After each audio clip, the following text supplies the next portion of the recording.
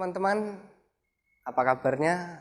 Saya percaya setiap kita dijagai baik oleh Tuhan. Setiap kita terpelihara dan kita ada sampai saat ini karena campur tangan dan pertolongan Tuhan. Saat kesempatan pada kali ini saya akan membawakan pembahasan tentang doa. Ada 3 poin yang akan saya sampaikan. Poin yang pertama, apa itu doa, bagaimana sifat doa, dan kenapa kita harus berdoa. Kita akan masuk pada poin yang pertama, apa itu doa? Kita semua tahu bahwa doa adalah komunikasi kita dengan Tuhan. Tetapi yang sering kali salah adalah doa bukan hanya komunikasi satu arah, tetapi doa adalah komunikasi 2 arah. Bukan hanya kita berbicara sama Tuhan, tetapi belajar untuk mendengarkan apa yang Tuhan ingin sampaikan saat kita berdoa. Itu yang pertama. Yang selanjutnya, apa itu doa? Doa merupakan jembatan kita untuk dapat kita sampai pada Tuhan, untuk kita bisa berhubungan dekat dengan Tuhan. Karena tanpa doa tidak ada satu orang pun yang dapat dekat dengan Tuhan. Tidak ada satu orang pun yang dapat berjumpa dan intim dengan Tuhan. Apa itu doa yang selanjutnya? Doa merupakan hal sederhana tetapi tidak mudah untuk dilakukan. Sekali lagi, doa adalah hal sederhana, hal mudah, tetapi tidak semua orang dapat melakukannya. Karena tidak banyak orang yang menyukai doa. Karena tidak banyak orang yang ingin benar-benar berdoa. Karena tidak banyak orang yang setia dalam berdoa. Poin yang pertama, apa itu doa? Udah kita bahas. Yang sekarang poin kedua, bagaimana sifat doa? Doa mempunyai sifat yang fleksibel, yang tidak terikat oleh satu aturan atau satu ketetapan yang harus begini dan harus begitu. Tidak harus memakai ini atau memakai itu baru kita bisa berdoa. Tetapi setelah zaman perjanjian baru, setelah Tuhan datang, setiap hukum Taurat yang ada dalam perjanjian lama, Tuhan sudah genapi.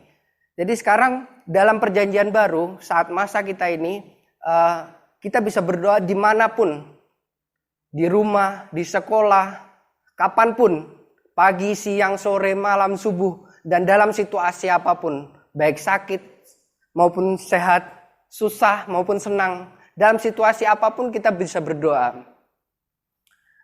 Yang selanjutnya, sifat doa, selalu doa mempunyai tujuan. Apapun itu tujuannya, percayalah doa selalu mempunyai tujuan. Baik dalam ucapan syukur, baik untuk syafaatmu, untuk bangsamu, untuk kamu sendiri, ataupun untuk bangsa dan negaramu. Poin yang ketiga yang selanjutnya tentang doa adalah kenapa kita harus berdoa. Pertanyaan besar yang menjadi satu pertanyaan kita, kenapa kita harus berdoa sih? Kenapa Kak kita harus berdoa? Berdoa melupakan teladan Kristus. Firman Tuhan katakan, jadilah sempurna seperti Bapamu yang di surga adalah sempurna. Maka dari itu kamu berdoalah, karena doa merupakan teladan Kristus. Yang selanjutnya, kenapa kita harus berdoa? Karena kita mempunyai musuh. Dalam Efesus 6 ayat 12 dikatakan, pertarungan kita bukanlah melawan darah dan daging, tetapi melawan pemerintah, melawan penghulu-penghulu di udara, melawan yang tidak nampak saat ini. Oleh karena itu berjaga-jagalah dan waspadalah, dengan salah satunya dengan berdoa. Poin yang selanjutnya, kenapa kita harus berdoa? Karena dengan berdoa, hal-hal yang mustahil sekalipun, yang bahkan tidak masuk di nalar, tidak pernah orang pikirkan, dan mungkin secara manusia tidak dapat dilakukan, tetapi percayalah, dengan doa, hal yang mustahil sekalipun dapat kita lakukan.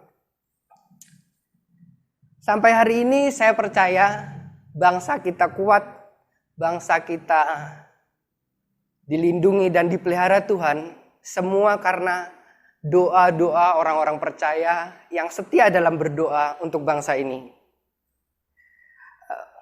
Dan poin yang selanjutnya, kenapa kita harus berdoa? Karena doa merupakan kebutuhan. Mungkin doa memang bukan adalah satu kewajiban, tetapi percayalah doa adalah kebutuhan. Dia seperti makanan rohani yang selalu akan mengenyangkan rohani kita. Tanpa doa, mungkin kita akan lemas, mungkin kita seperti orang yang hidup tetapi tanpa gairah hidup. Kesimpulannya, Tuhan tahu apapun tentang dirimu. Tuhan tahu luar dan dalammu. Tuhan tahu setiap apa yang Anda gumulkan, setiap permasalahan Anda, setiap sakit penyakitmu, Tuhan tahu. Apapun yang saat ini sedang Anda impikan, Tuhan tahu. Tetapi yang Tuhan inginkan, yang Tuhan mau, yang Tuhan rindukan adalah saat-saat di mana ketika kita datang pada Tuhan, kita merendahkan diri pada Tuhan, kita berdoa dan berkeluh kesah pada Tuhan. Utarakan setiap apa yang kita inginkan, utarakan apapun yang ada dalam hatimu, supaya Tuhan menjawab, menggenapi setiap doamu. Dan percayalah, Tuhan akan melakukan hal-hal yang besar ketika kamu mulai berdoa. Demikian pembahasan saya kali ini. Shalom, Tuhan Yesus memberkati.